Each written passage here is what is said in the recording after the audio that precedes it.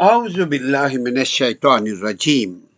سورۃ البقرہ آیت نمبر 37 سے 39 تک۔ تفسیر ابن کثیر کے مطابق سورۃ البقرہ کی آیت 37 سے 39 تک کا بنیادی موضوع حضرت آدم علیہ السلام کی توبہ اور حضرت آدم علیہ السلام کو زمین پر اتارنے کا حکم اور ہدایت الہی کی پیروی کرنے والوں کو صلہ۔ تفسیر ابن کثیر کے مطابق ان تینوں آیات کی تفصیلی اور جامع تفسیر ہم چند نکات میں پیش کریں گے، مگر ابن کثیر کے تفسیر کے مطابق حضرت آدم علیہ السلام کی توبہ اور کلمات کا ملنا۔ آیت نمبر 37۔ کلمات کو سکھایا گیا۔ اللہ نے آدم علیہ السلام کو یہ کلمات سکھائیں جو فرشتوں کو نہیں معلوم تھا۔ جب حضرت آدم علیہ السلام سے لغزش ہوئی تو اللہ سبحانہ و تعالیٰ نے خود انہیں یعنی آدم علیہ السلام کو توبہ کے کلمات سکھائے۔ توبہ کے کلمات امام ابن کثیر نقل کرتے ہیں کہ یہ کلمات سورۃ الاعراف کی آیت نمبر 23 والے تھے۔ ربنا ظلمنا انفسنا وَإِن لَّمْ تَغْفِرْ لَنَا وَتَرْحَمْنَا لَنَكُونَنَّ مِنَ الْخَاسِرِينَ۔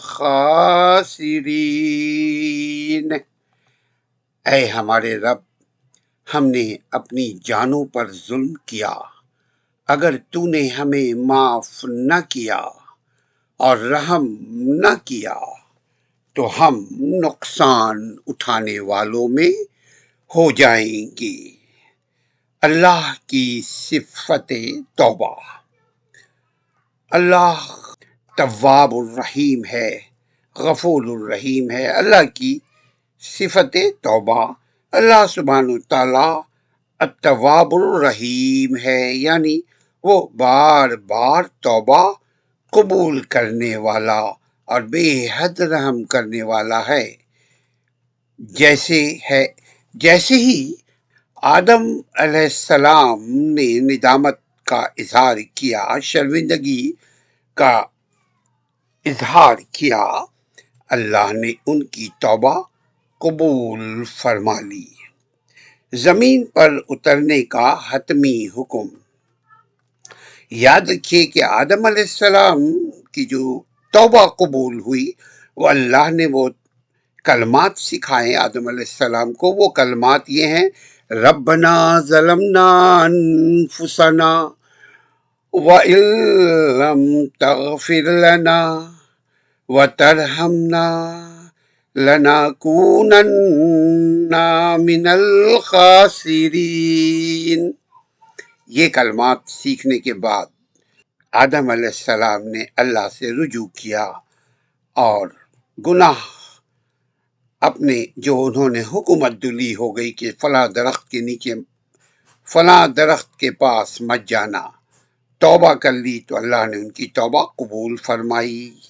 یعنی اب آگے چلتے ہیں، آیت نمبر 38۔ زمین پر اترنے کا حتمی حکم۔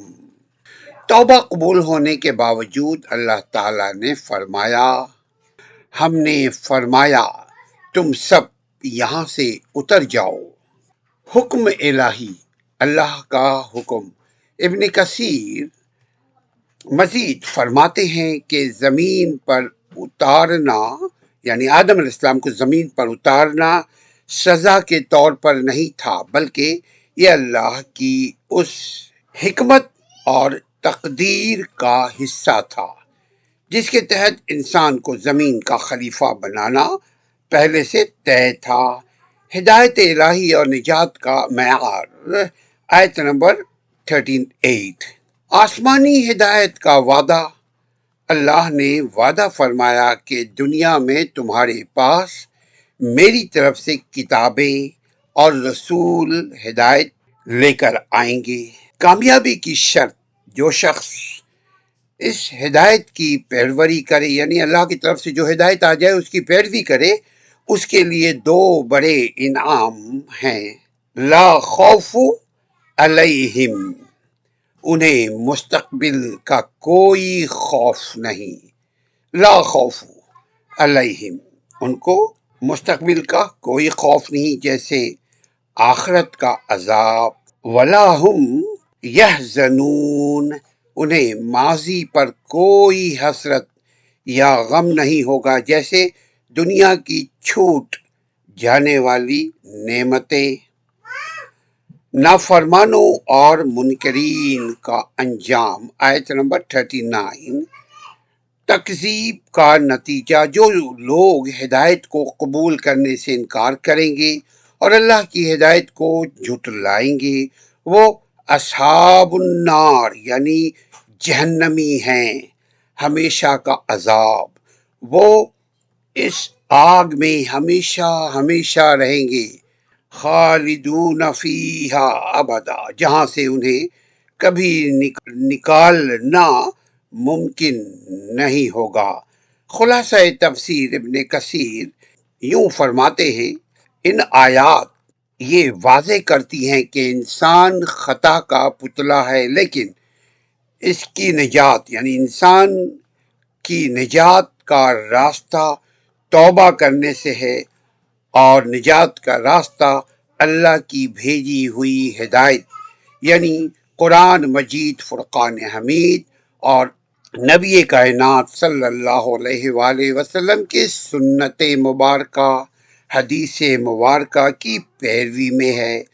جو ہدایت اپنائے گا، یعنی جو عمل کرے گا، اللہ کے حکم کو مانے گا، اللہ کے حکم پر چلے گا، نبی صلی اللہ علیہ وآلہ وسلم کے طریقے کو اپنائے گا، زندگی میں اپنائے گا، کسی فرقے میں مبتلا نہیں ہوگا، دنیا اور آخرت کے غموں سے وہ آزاد ہوگا انشاءاللہ تعالی۔ اور جو سرکشی کرے گا، یعنی جو کہے گا ہاں نبی کا یہ سنت تو ہے، لیکن ہمارے بزرگوں نے جو کہا وہ بھی صحیح ہے، اگر کوئی ہیل و حجت، کیل و کال، ادھر ادھر سستی یا اللہ اور رسول کے مقابلے میں عمل کرنے میں کسی اور کو ترجیح دے گا تو وہ ہمیشہ کی ناکامی سے دوچار ہوگا، نہ دین ملے گا اسے نہ دنیا۔ اللہ تعالی ہمیں توبہ کرنے والا بنا، اللہ ہماری توبہ کو قبول فرما۔ ربنا ظلمنا انفسنا وَإِن لَّمْ تَغْفِرْ لَنَا وَتَرْحَمْنَا لَنَكُونَنَّ مِنَ الْخَاسِرِينَ، اے ہمارے رب، ہم نے اپنی جانوں پر ظلم کیا، اگر تو نے ہمیں معاف نہ کیا اور رحم نہ کیا تو ہم نقصان اٹھانے والوں میں، تو ہم خسارہ پانے والوں میں ہو جائیں گے۔